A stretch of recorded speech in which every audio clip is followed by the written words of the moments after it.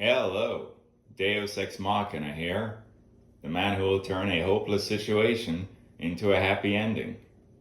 A long time ago, someone saw my hat and asked whether I was a magician. Magicians sometimes have unique hats. And so, the story of my top hat is the following.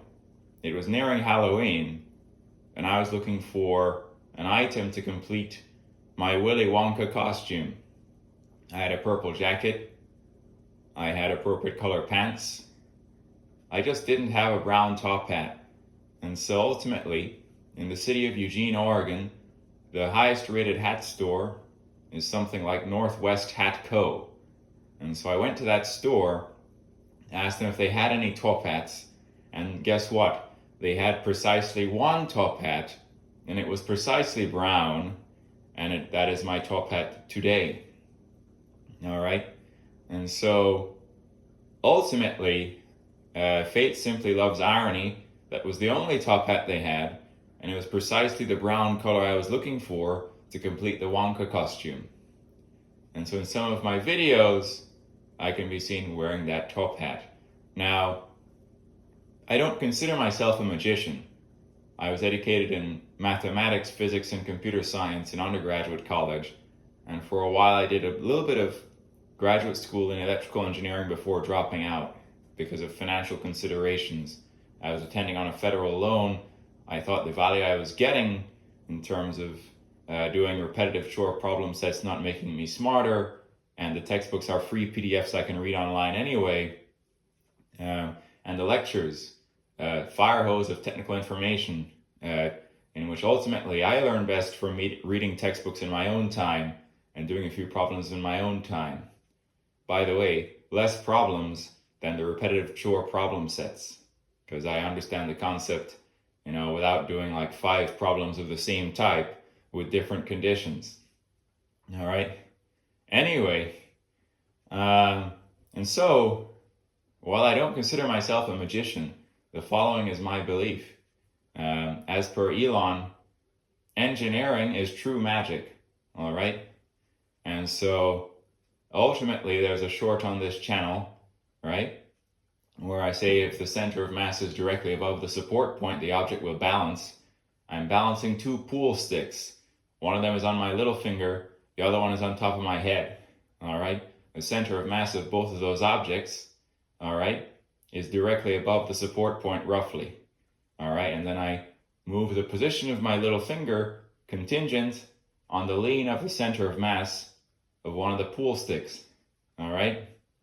Anyway, there's also a video, the machine conserves angular momentum, quadcopter, with a quadcopter hovering a drone. All right. For a quadcopter to effectively yaw or spin on the same point while hovering, all right, the diagonally opposite propellers are sort of paired. One pair is going clockwise, other counterclockwise. All right. And so basically, if I want to spin counterclockwise, you increase the spin of the clockwise rotors, you decrease the speed of the counterclockwise rotors. That adds overall a clockwise sort of torque to the system that initially had sort of a 0 angular momentum. All right. And so ultimately, to make sure when you apply a torque to a system that has 0 angular momentum, all right, that angular momentum is now effectively non-zero. All right. And so ultimately, to make sure that angular momentum is conserved, the entire quadcopter is going to spin counterclockwise while staying on the same point. All right. The logic is the opposite for getting the quadcopter to rotate clockwise. All right. The universe says angular momentum must be conserved. All right. Increase the rate of rotation of the clockwise propellers that are diagonally opposite. Decrease the counterclockwise propellers. All right. Make sure it doesn't, hover any higher or lower. All right. You're adding a clockwise torque. Therefore, to maintain angular momentum being 0, whole quadcopter must spin on the same point going counterclockwise. All right. That conservation of angular momentum law is why the whole planet is spinning towards the east from it formed about 4.54 billion years ago, and also why a stripper might spin faster around the pole when she brings her mass towards the pole as opposed to when her upper body and her legs are more spread out away from the pole. All right. Angular momentum is moment of inertia by angular velocity.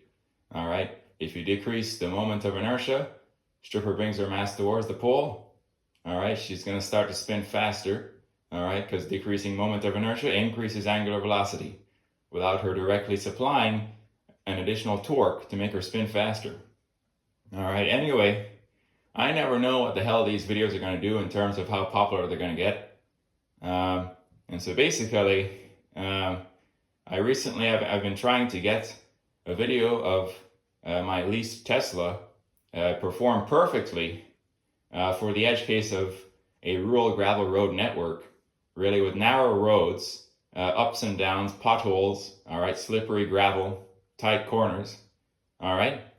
And I recently got a video with no disengagements, no interventions, perfect behavior from park to parking at destination in this gravel road network.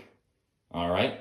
Now, ultimately, at the start of that video, I show a SpaceX Starlink device on the roof of a house. All right.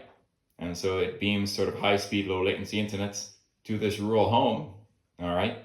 And that's the best possible internet solution for this rural home.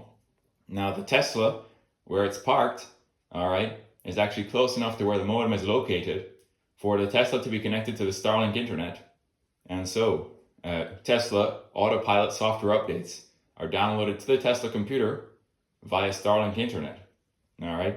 And so the most up-to-date version of autopilot handles even this rural gravel road network as per that video. All right. If you see autonomously a steering wheel rotating, accelerator moving, brake moving, all right, is that magic? No, it's engineering, but engineering is true magic. And so you see some autonomous vehicle navigating a complex, narrow, rural gravel road network with potholes and ups and downs perfectly without intervention. Is that magic? Well, no, it's engineering, but engineering is true magic. All right. Anyway, and so in terms of art, I have a friend. He's a kinetic sculptor, and there's a video on this channel of his kinetic sculpture, the Golden Kinetic Obelisk 2024. I was kind of associated with sort of being a showman or demonstrator or popularizer of his work. And so his name is Glenn Smith.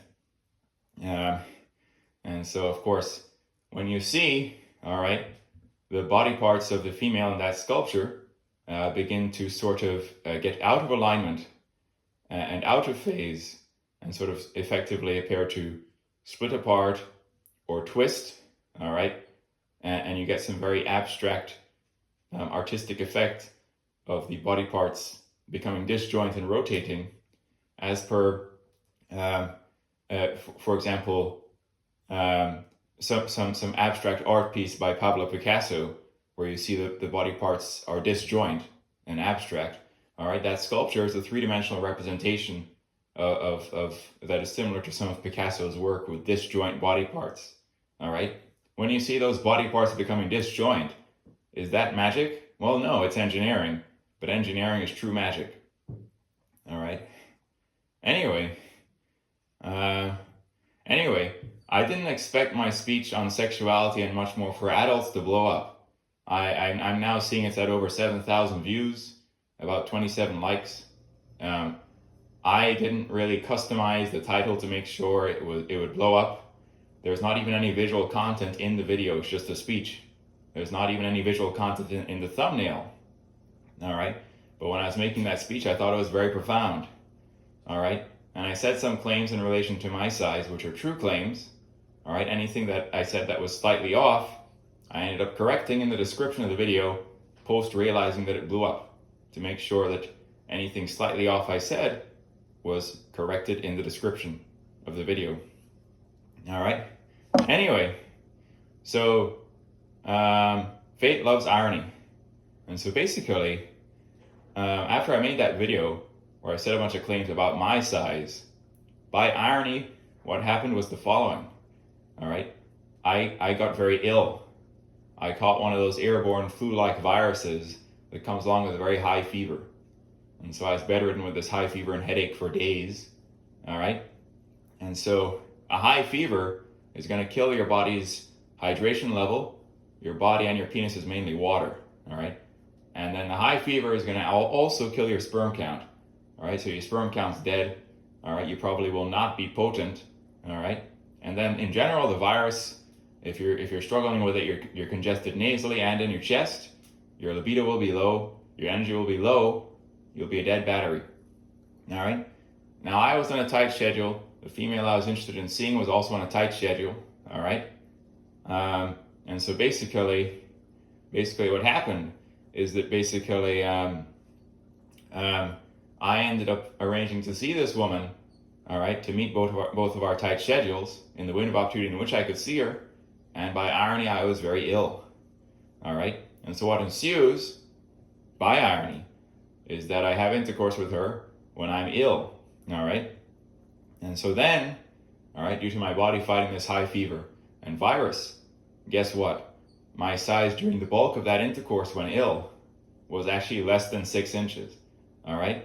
So the truth for me is that I'm a mixed light skin or brown fellow, all right, who's barefoot, about 6'3.5", is a grower who is, when warm and flaccid, about 5.5 inches, and then grows to a maximum bone pressed erect length of at least 8.5 inches, all right? So on and so forth, all right? So in times past with this woman, all right, she's experienced my full size. Even one time, I believe she bled due to some kind of tear. She wasn't on her period, she wasn't losing her virginity, and so on. And then in a previous time with her, she said her orgasm count was about 4, which is, I suppose, a moderately good performance on my behalf. But anyway, so on and so forth. Now, achieving peak size as a male is contingent on infinite variables. If you're cold, all right, and your body's doing homeostasis, here's what's going to happen. It's going to sort of restrict blood flow from maximally engorging your dick, all right, because homeostasis is going to tell your body to keep the blood internal to minimize heat loss, all right? And so if you're cold and you're trying to get erect, you'll often be shorter and thinner than you would be if the temperature was slightly warmer or more in your body's comfort zone when your body's not doing homeostasis, all right? And so anyway, there have been certain pictures I've taken, when maybe the room was cold and I looked to be not as impressive in size. But then, all right, in recent times, all right, I got very fit, strong legs, strong core, strong cardio, strong pelvic floor.